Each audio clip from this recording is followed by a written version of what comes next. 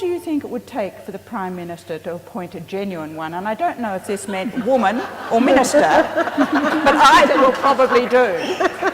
And I suspect we'll all want to go at that. So shall we start with Rowan?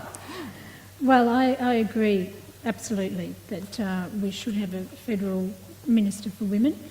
And if I recall, Jane, you were going to suggest that the federal Minister for Women should be a woman.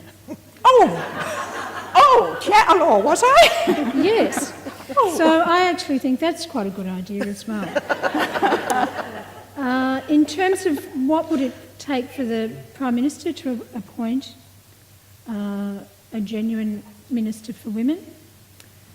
Well, it'd be a bit like going back to the future, really.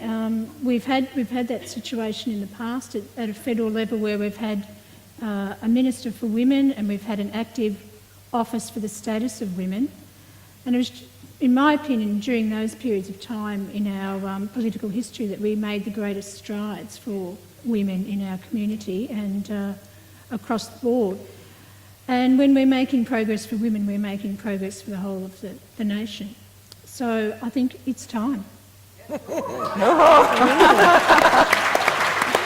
Now, any opposing views, or shall we just move on? Would you think it's okay to have a bloke as a Minister for Women?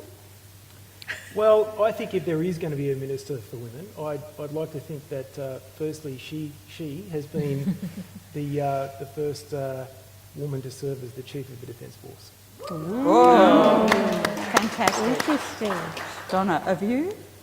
Oh, the only thing I would add is if it was an Indigenous woman. Right. I'm happy with that. From Wagga. Competition's on. And Panel? Look, I can't add to that one. I'm with Donna on that one. That was great. Good combo. I'm good with that too.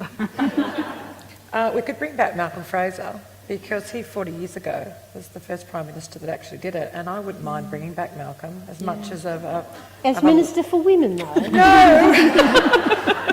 As the leader of the country in comparison. I'm just saying it was 40 years ago and we've gone backwards. Yeah, we have. Could we just add a dimension to that? We used to have an advisor to the Prime Minister on Women's Affairs, which meant there was both a bureaucratic role under a minister with a political role, and there was also an advisor who had the ear of the Prime Minister. Just a quick whip around. Would that be a good addition, or is that superfluous?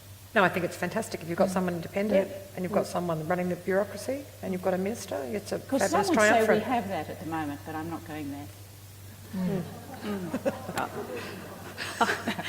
I agree, we have that. That's how we run in South Australia. So we have a Minister for Women and then we have a Premier's Council for Women, which is the independent advisory board group to the Premier.